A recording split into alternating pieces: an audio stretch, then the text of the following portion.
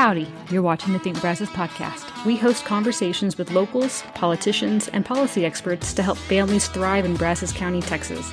So when you're thinking about how to make your community better, just remember, think local, think Brazos.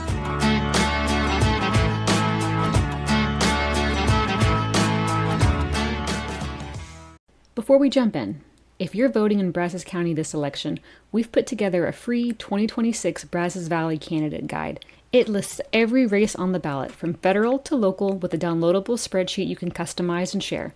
Find it at thinkbrazos.org. This is the Think Brazos podcast, and today we're joined by Andre P. Malone. He is running for Precinct 4 of the Brazos County Commissioner's Court. That's correct. And we're very pleased to have him on the podcast. So thank you so much for coming on the podcast. Thanks for having me, sir. So let's start by just getting a brief background of who you are, and then we can go into why you're running. Very well. I am a German-born Army brat. Okay. 45-year resident of Brazos County. Okay. I've raised 3 children in Brazos County, and I was with the help of God, I was able to get all 3 of them through the university system. I remember I graduated high school, I laid down and I took a nap. And when I woke up, I had 6 grandchildren. I was also blessed to get the first one through university system. Now, all during this time, I did remind my children that education is important. But what's really important is what you intend to do with your education. There's nothing that you can do that people will pay you for that does not require additional learning, any job you go to. So it's not a matter of where you got it, it's what you do with it. My current job, I do oil and gas consulting for major industry companies. I work domestic, and international. I just recently returned from an overseas trip in mainland China, Shanghai. Wow. A city of 30,482,000 people. You cannot imagine what it takes to maintenance and police such an environment. Yeah. And that is not counting the some 5 or more millions of tourists. To be a communist country, I was really surprised, but then let's get back to me. Okay, with these oil companies, I am an auditor and a failure investigator. Can you say that again? A failure investigator? Auditor and a failure investigator. Okay. When some of these orders, these equipment, it takes as much as 18 months from the time the quotes go out to the time the product is finished and ready to ship. There's a significant, strenuous regimen of testing. Everything that we do is governed by a procedure. There's industry standards, there are specifications, there are agreements and principles, there are contracts, quality plans. I see. So what they do, they lay out all the steps of the process and they decide what they want to have witnessed. I go into these places alone, go into these plants, and I have to follow the process. Okay. So I'm not one of the people that those guys are glad to see, being an auditor. And there's always more people on the site than myself, but we're not connected. Now, in any case, once all the equipment has been tested, I do a final review of everything, and if I sign the documents, that is when they can ship. I see. If that equipment arrives offshore for installation and it does not perform or it does not install, that is a problem. That is a train wreck. Because now they have to stop. You're 150 miles offshore or even in another country. Now, this thing that you've approved does not work. I see. That will open a failure investigation. Mm-hmm. So we have to go back to that property and find out what happened. Fortunately for me, none of the things that I approved failed. But when they do fail, I'm one of the people they will send to find out why. Okay. I hope I'm staying on task. No, but that's an interesting job. And so that takes you all over the world, it sounds like. Now, let me ask this. Oh, the countries. Yeah. Okay. Britain, Scotland, Ireland, Wales, Norway, all these places. Then I come back to Canada. But then I've actually been, of course, Scotland. Mm-hmm. I provide these services for other companies in other countries like Indonesia. I've worked with those guys. But now I've been to some more dangerous environments, other countries, dangerous countries. Tennessee, Alabama, Ohio, Mississippi. I even spent 3.5 years overseas in Louisiana. I see. Now I realize those places are located here, but mentally, I think those people feel that they're separate but equal countries, the way they behave. Okay. Just want to get that. That's funny. So you're running for Precinct 4 Commissioner's Court.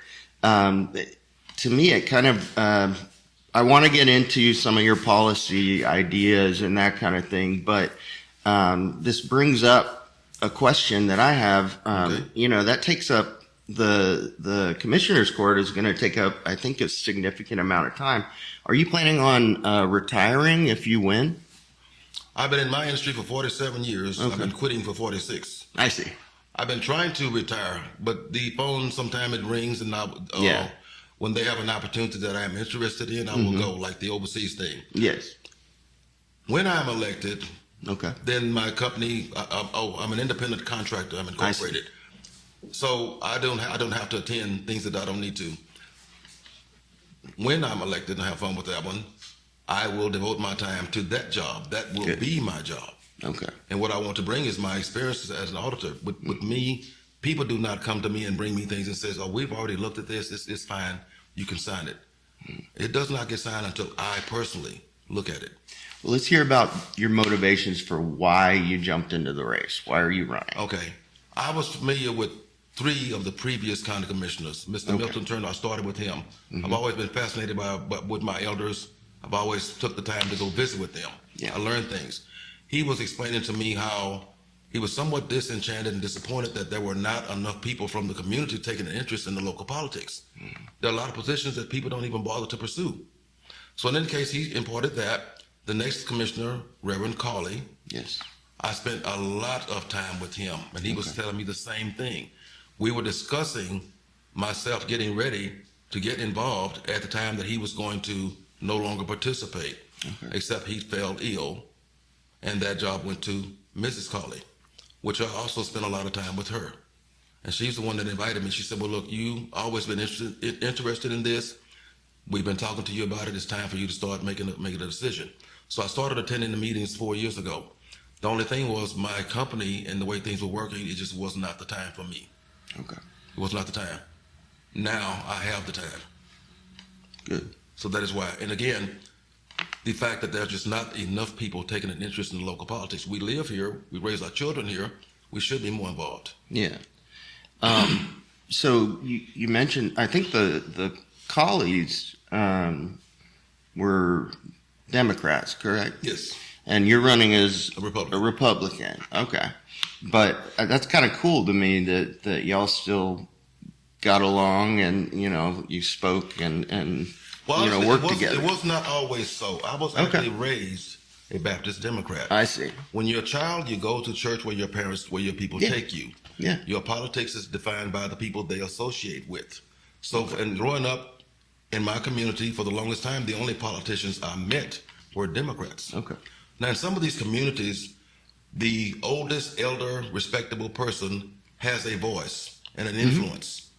So, like in the little community I grew up in, Professor Doyle Smith Sr., principal of the school, if he thought it was a good idea, a lot of the people just followed him. Some of those older people did not have the benefit of his education. So even with his wife, Mrs. Moselle Smith, she had her PhD in things. So the women were going to pretty much follow her. And in a community such as this one, you have several such people that have an opinion and people will follow them. Now, Mr. Cawley understood my politics had changed due to my traveling and my exposure to people. And I've always told people, sometimes you need to sit down and read the documents that define and or describe the party that you're representing. You cannot always go by the person that they choose for the leader and decide, I like that person, I don't like that person. That person is not the party. I tell people, players do not lose games. Teams lose games. In a lot of instances, I feel politicians do not lose elections. The party loses. So when a party picks a candidate, if they cannot build a successful campaign around that person, the party will lose. We've seen this historically with the upper level elections. Sometimes the person they meet, they just cannot promote them well enough. Hopefully I'm answering your question. Yeah. But I've been encouraged by meeting those people. Even the present county commissioner now, I spoke with her, I met with her. In the community, we know each other anyway. And people have known me for years without ever asking me what my politics were. Yeah. So now I wanted to make sure they come out. Some people who are disenchanted with the particular party, that they were always with that party. A lot of them seem to be apprehensive about saying mainly that I'm no longer a Democrat, So I'm a moderate, I'm an independent. They'll say anything else. Yeah. I'm not afraid to say Republican. Okay. Good to know. So I want everyone to know up front. Do not try to adjust your TV. Do not change your radio. Yes, that is where we are. Okay. So let's hear about real quick, a couple of minutes. What are some main ideas that you have for your precinct should you be elected? Okay. Now, because my job required me to travel, I was not able to be up to speed on some of the internal things or some of the prominent things that are bothering people. And I mentioned also, I have not been coached by anyone. There are things that you do not know unless you've been involved. Sure. Okay, so I do not have that knowledge. However, in my job, my occupation, it will not take me long to get it. I will tell people in my venue, I do not have 4 years to orient myself with the process. 4 years will not pass before someone is coming for my job. In my environment, that is continual, immediate, and perpetual. Someone's always coming for my job. Okay. I'm used to that. As far as here, when I do commute and travel, I notice that I cannot go through certain cities without finding myself on a toll road. You try to go to Houston, Texas, you get outside of Navasota, Oh yeah. you're on a toll road. Those things make money for the county, for the area. I would not want to see our area be taken over by some other entity come in and build a toll road and they're getting the money.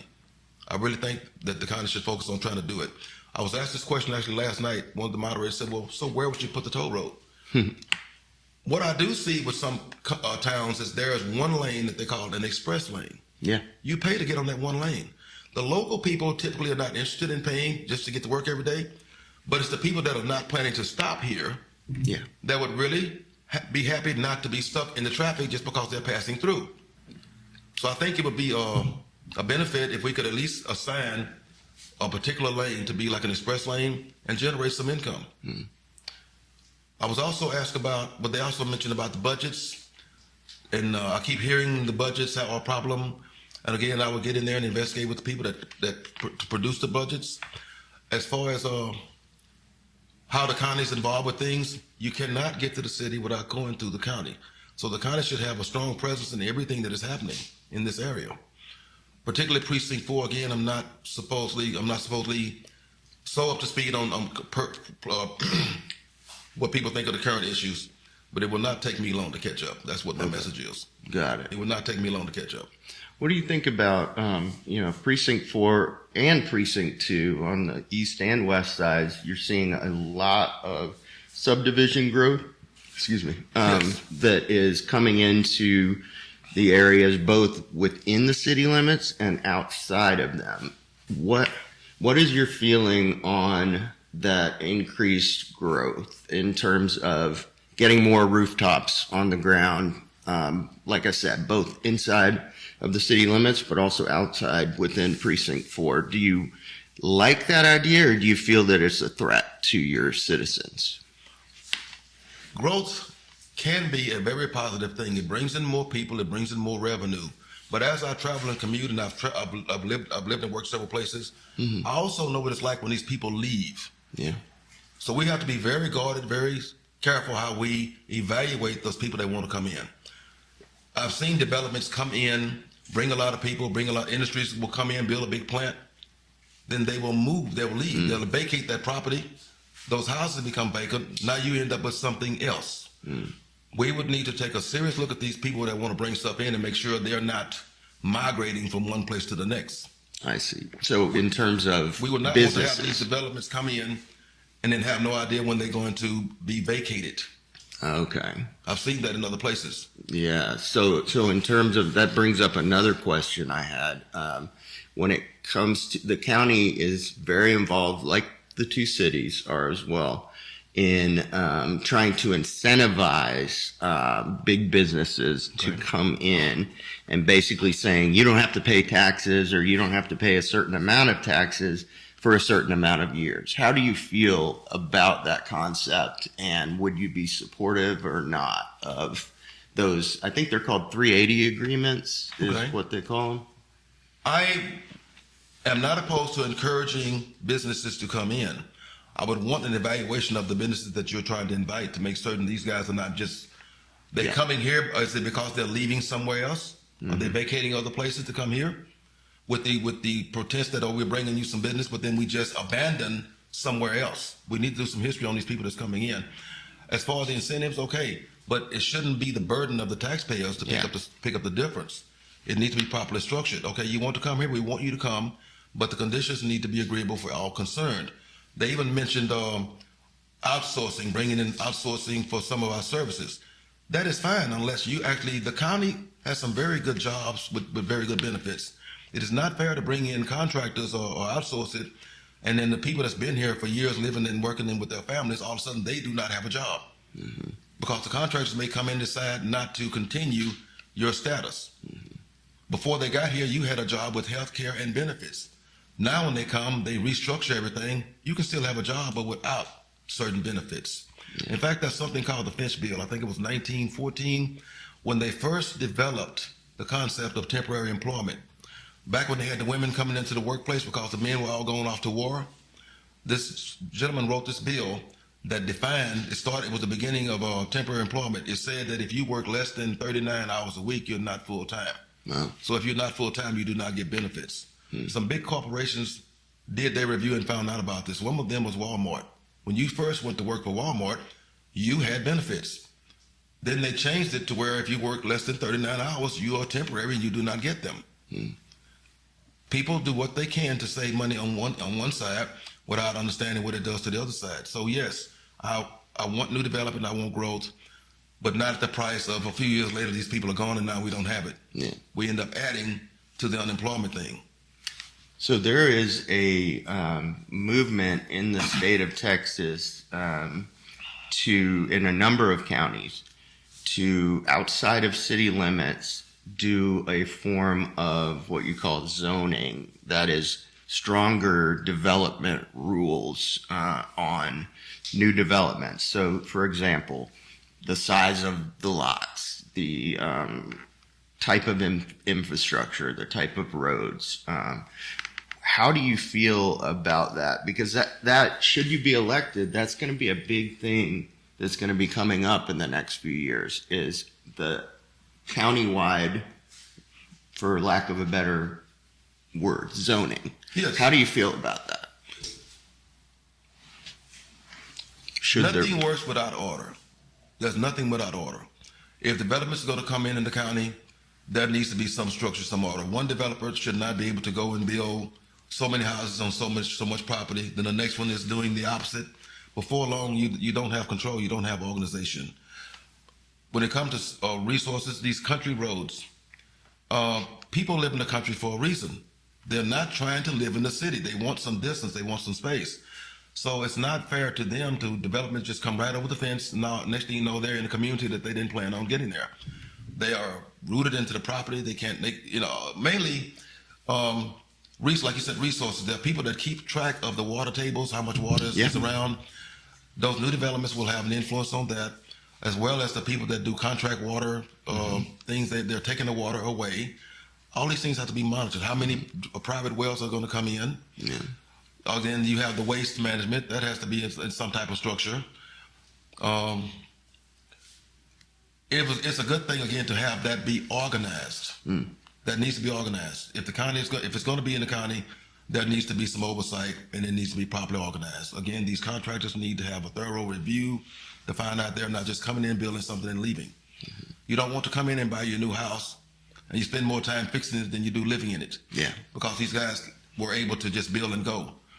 There needs to be oversight on those properties, on those inspections. The value of your home, you live in it a few years, you want to sell it and find out you cannot do that because of some discrepancies. Because it doesn't measure up to the new developments. That was a time when you were able to buy a home, repair it, sell it, and have enough equity to move to your next one. Right. It got to the point where it was cheaper to buy a new home than to buy an older one. There's a reason for that. The building materials, the cost of things are being influenced. So again, there needs to be some regulation. There are standards and things that you have to do. For instance, there are grades and levels of materials. You can't have people, one guy's building with good solid wood, the other one is not so good. Everything is just a little bit less. It's in there, but it's not. That's where specifications come in. You say you want a 2x4. It's really not 2x4. It's almost 2 and all by 4, almost 4. So there's different levels of that. And you find out why when you get your house built, that a few years later it's sagging, it's moving, it's not standing where it's supposed to be. So yes, there needs to be standards. Okay. There needs to be some regulation, some control. Including outside of the city limits. I'm speaking outside the city limits. We're talking the county. I got you. You want to be the same thing. You cannot put in all these developments and then not have resources to protect those developments. I see. Your law enforcement has to be able to offer the protection. Your emergency service need to be able to find you. I've already can tell you that when I go through some of these cities, I had a scanner in my vehicle. I am listening to EMS calling in saying, we cannot find this place. The road has not been put on the map yet. We have no idea where these people are. When you develop too fast, that is exactly what can happen. So you're sitting out here, you call 911 and they can't even find you. They can't even find you. Wow. You have to be aware of that.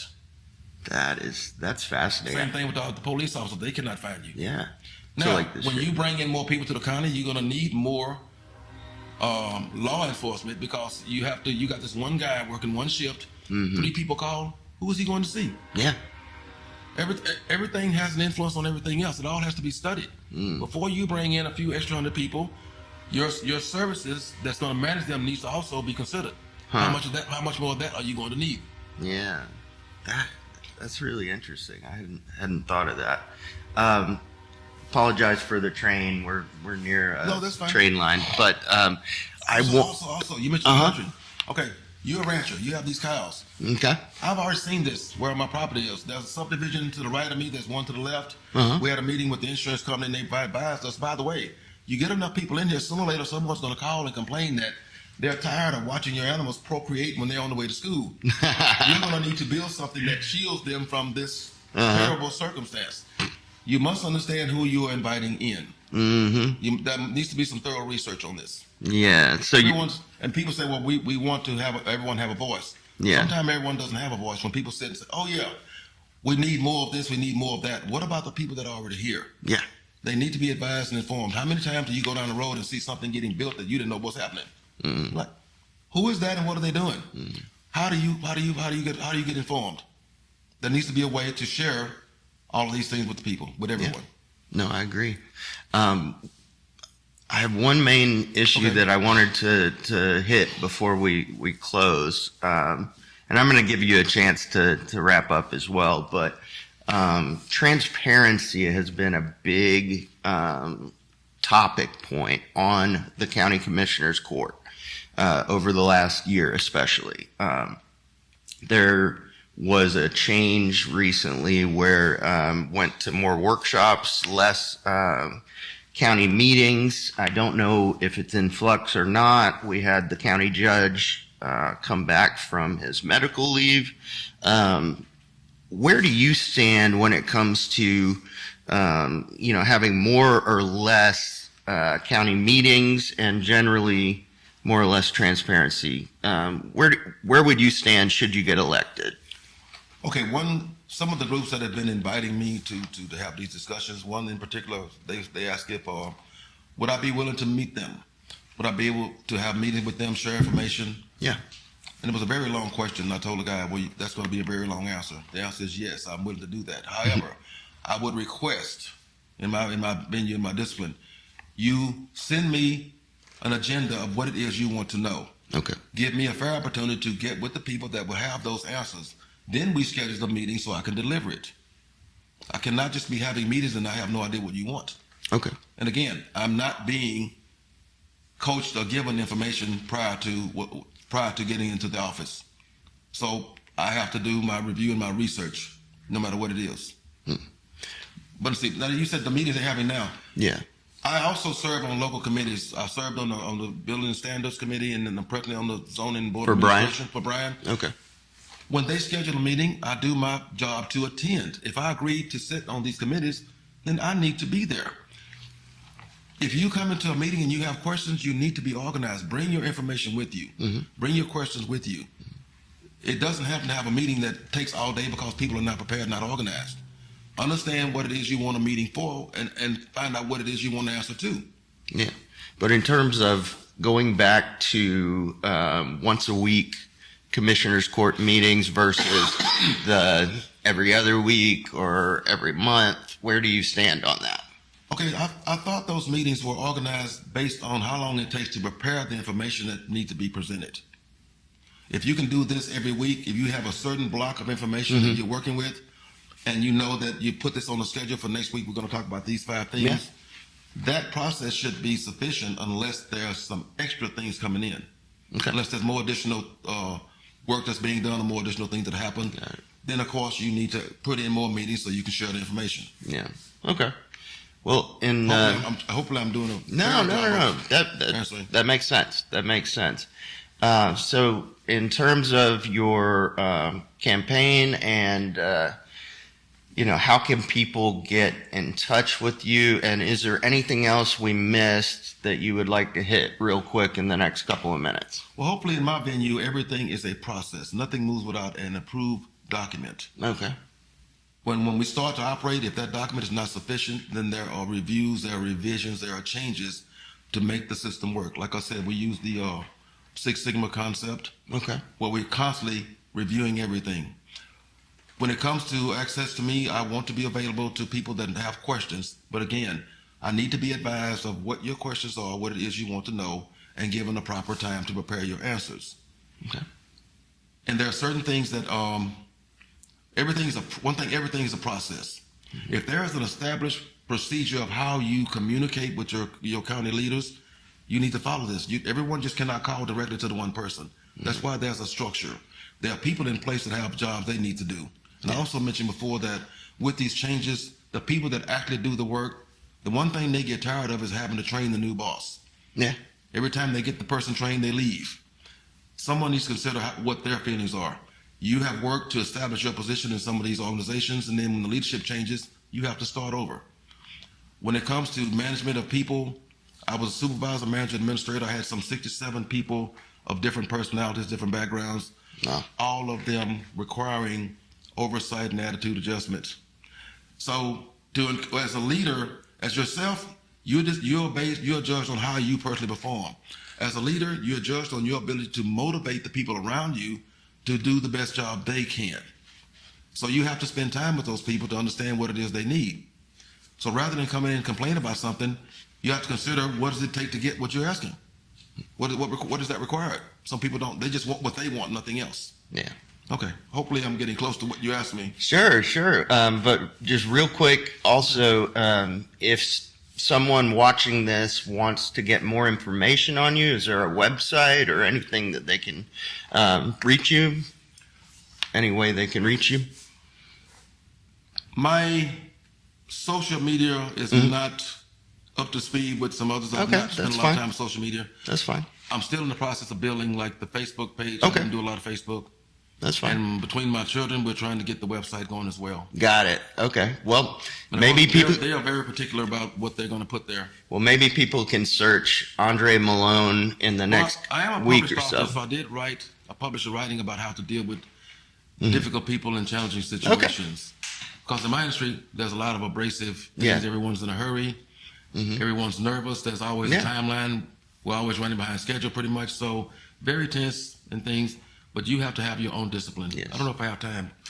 How much time we got? We are about out of time. I apologize, but this has been Andre Malone running for Precinct 4 of the Brazos County Commissioner's Court. And thank you so much for coming on the Think Brazos podcast. We really appreciate it. Thank you.